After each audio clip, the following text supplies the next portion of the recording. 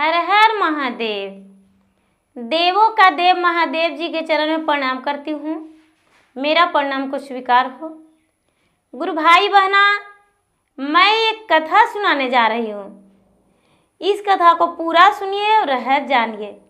आधी नहीं, आधी सुनने में शिव गुरु का अपमानित होती है और पूरा सुनने में ज्ञान होती है। इसलिए कथा को आधी अधूरी नहीं सुनना चाहिए।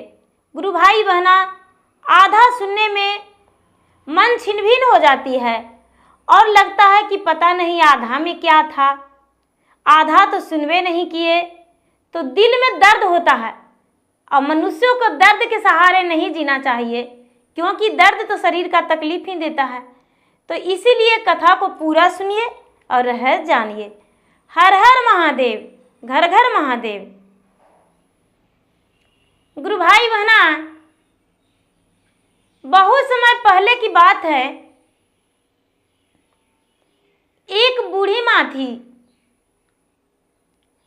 वो भगवान भोलेनाथ के शिष्या थी और भगवान के पूजा पाठ करती थी। तो गुरु भाई बहना, उसका एक ही बेटा था और उसके पति स्वर्गवास कर गए। तो पहले वो बूढ़ी नहीं थी गुरु भाई बहना।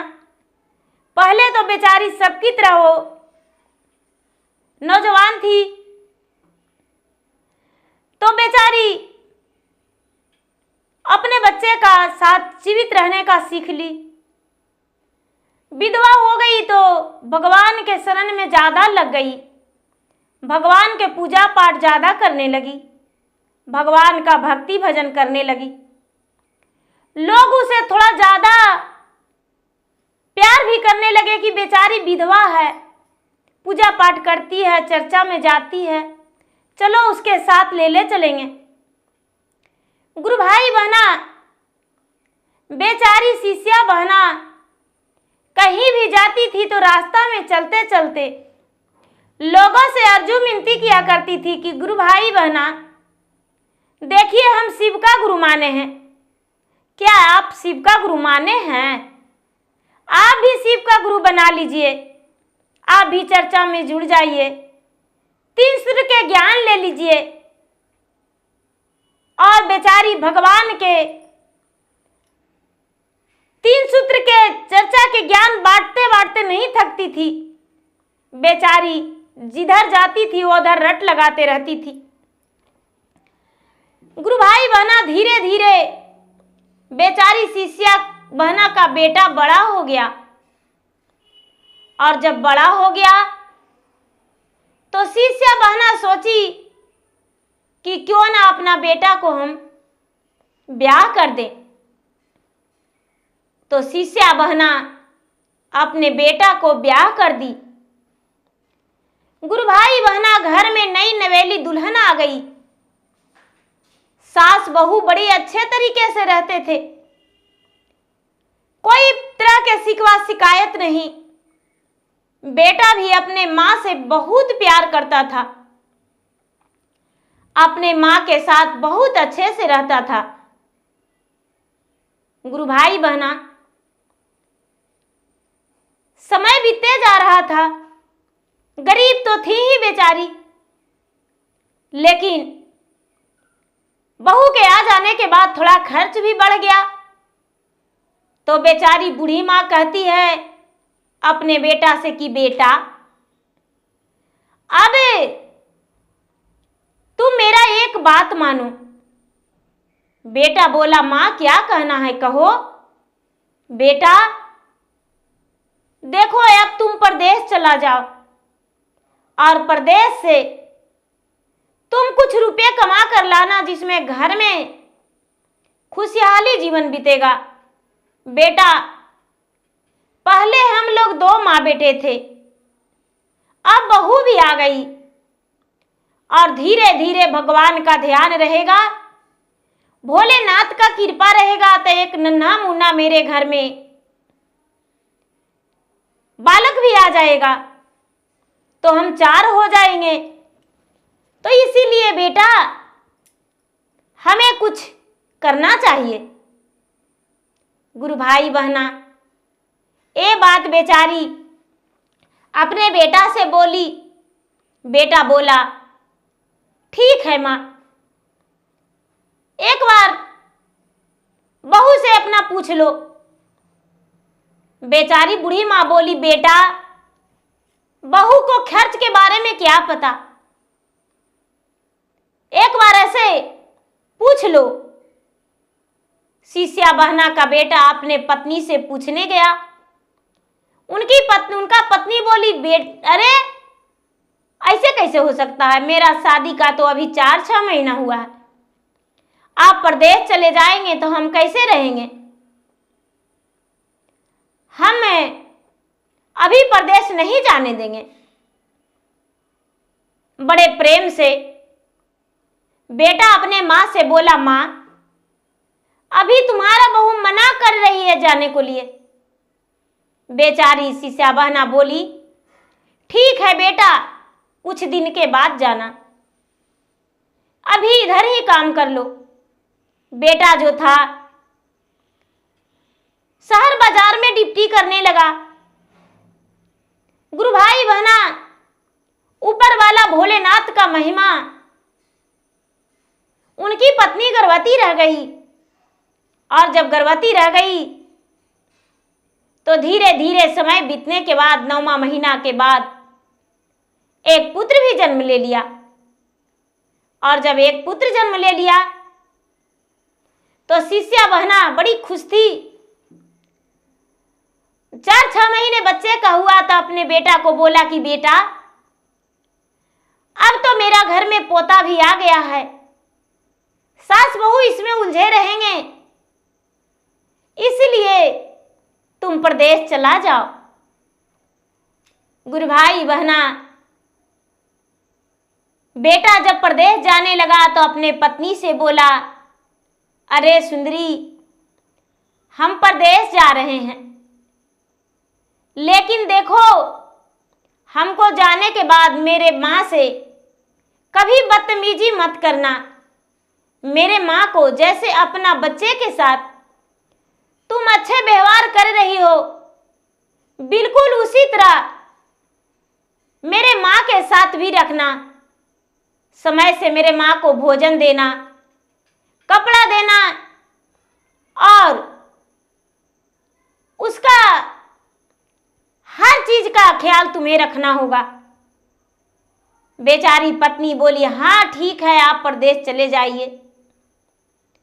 अंदर से जलस और गुस्से में थी कि पता नहीं मेरा सास को क्या हो गया, मेरे पति को प्रदेश जाने को कह रही है, मेरा सास बहुत गलत कर रही है। बेटा प्रदेश चला गया, प्रदेश में कमाने लगा, चिट्ठी भेजने लगा। यहां से पत्नी भी चिट्ठी लिखती थी। पहले तो चिट्ठी का जमाना था, धीरे धीरे समय बीत रहा था। गुरु भाई बहना, कुछ दिन हुआ, 4-6 महीने, तो शिष्या बहना जो साड़ी पहनती थी वो साड़ी फट गया। उनका तन के साड़ी जब फट गया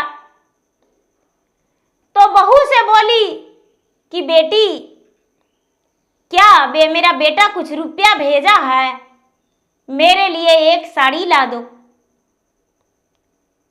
बहू सोचती है कि अरे ये बुढ़िया साड़ी कैसे पहन सकती है। मेरे पति जाते जाते मुझसे बोले थे कि बिल्कुल अपना बच्चों की तरह मेरे माँ को ख्याल करना। तो मेरा एक नन्ही सी बेटी हुई है, बेटा हुआ है, तो एक छोटा शर्ट पहनता है, और ये स्त्री जाती है तो इसको एक फ्रॉक पहनाएंगे। यानी बेटी छोटा रहती तो फ्रॉक पहनती, तो बूढ़ी है तो इसके साइज का एक फ्रॉक सिलवा देंगे, अच्छा तो रहेगा। गुरु भाई बहना, बहू ने एक फ्रॉक सिलवा दी और फ्रॉक अपने सास को पहना लेने लगी। बेचारी शर्म के मारे शिष्या बहना फ्रॉक नहीं पहन रही थी, बेचारी, लेकिन करती भी तो क्या, उसके अलावा उसके पास कोई और रास्ता नहीं था। तन ढकने के लिए साड़ी पहन ली, फ्रॉक पहन ली, बाहर नहीं निकलती थी शर्म के मारे। लोग कहेंगे कि बुढ़ापे में फ्रॉक पहनती है। गुरु भाई बहना, अब इसे ख्याल आया कि मेरे पति जाते जाते बोले थे मेरे माँ को बच्चे की तरह ख्याल रखना खाने पीने का। मेरा बच्चा तो इतनी छोटी कटोरी में खाता है खाना। सास को थाली में दे रहे थे, गलत कर रहे थे। सास को भी कटोरी में ही देंगे।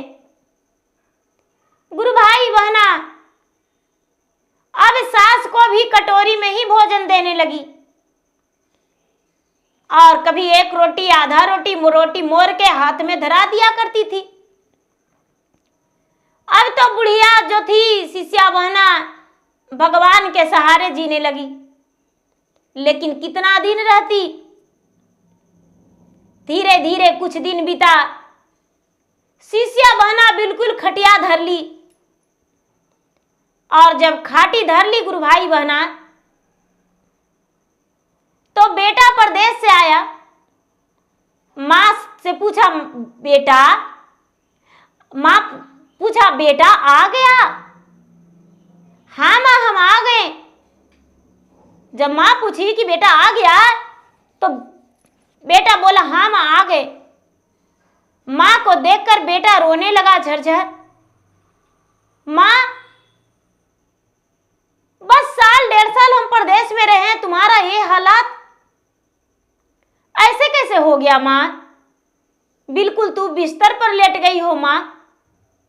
हाँ बेटा, क्या कहें, ऊपर वाला का महिमा है बेटा, बस इसमें मेरा कोई दोष नहीं। अब तो लगता है कि हम भगवान का प्यारे बन जाएंगे। ये बात सुनकर बेटा के आंखों से आंसू गिर गया। बेचारी बूढ़ी माँ बोली, बेटा अपने पत्नी को ख्याल करना, बेटा देखभाल करना, मेरा फिक्र मत करो। बस हम तो कुछ दिन का मेहमान है। अपने पत्नी के साथ, अपने बच्चे के साथ तुम अच्छा से रहना और खुश रहना। ये बात सुनकर गुरु भाई बहना, बेटा आंखों से आंसू झरझराने लगा और एक वृद्ध व्यक्ति यानी भगवान भोलेनाथ एक भिखारी के रूप में प्रकट हो गए और कहने लगे कि अरे बुढ़िया, तुम्हारा भक्ति भावना से हम प्रसन्न हैं, तुम्हारे अच्छे व्यवहार से हम प्रसन्न हैं, बहुत खुश हैं, इसीलिए हम तुम्हें ले जाने आए हैं। अब मेरे साथ तो चलो, इस माया के बाजार को त्याग दो, ये तो माया का बाजार है। गुरु भाई बहना, ये बात सुनते ही बूढ़ी माँ भगवान के हाथ धर के कहती है कि भगवान, मैं तो कब से आपको पुकार रही थी, अब हम चाहते हैं कि आपके पास हम जल्दी चले, लेकिन हे भगवान, बस मेरे जाने से मेरा बेटा और बहू का कोई दुख न हो, मेरा बेटा और बहू सुखी जीवन बितावे। जब बुढ़िया का अंतिम सांस का गिनती होने लगा तो अपने बेटा से कहती है कि बेटा, हम तो जा रहे हैं इस माया के बाजार के छोड़कर, लेकिन तुम भगवान भोलेनाथ के जरूर ध्यान रखना और भगवान भोलेनाथ के 3 सूत्र के पालन करना। गुरु भाई बहना इतना कहते ही बेचारी बुढ़िया अपना दम तोड़ दी। माता को मर जाने के बाद बेटा बहुत दुखी हुआ, बहू भी दुखी रहने लगी, कुछ दिन दुखी रही। उसके बाद बहू और बेटे दोनों भगवान के चरण को धर लिए और भगवान को चरण को धर के भक्ति भावना करने लगे, भक्ति भाव करने लगे, पूजा पाठ करने लगे और 3 सूत्र के पालन करने लगे। धीरे धीरे उनके पास भी हर बुद्धि, हर ज्ञान, धन संपत्ति सब कुछ हो गया। तो गुरु भाई बहना, बच्चों की तरह कहने का मतलब ये नहीं कि जो 6 महीना का 1 साल का बच्चा कपड़ा पहन रहा है छोटा छोटा, उतना छोटा कपड़ा दें। अरे उस तरह से माता पिता को ख्याल रखना चाहिए कि जैसे हम बच्चे का भोजन दिए तो अपने माँ का, सास का भी भोजन दे देंगे। गुरु भाई बहना, भगवान भोलेनाथ के कृपा से बेटा और बहू, उनके परिवार सब सुखी जीवन बिताने लगे। तो प्रेम से बोलिए शंकर भगवान की जय। हर हर महादेव, घर घर महादेव।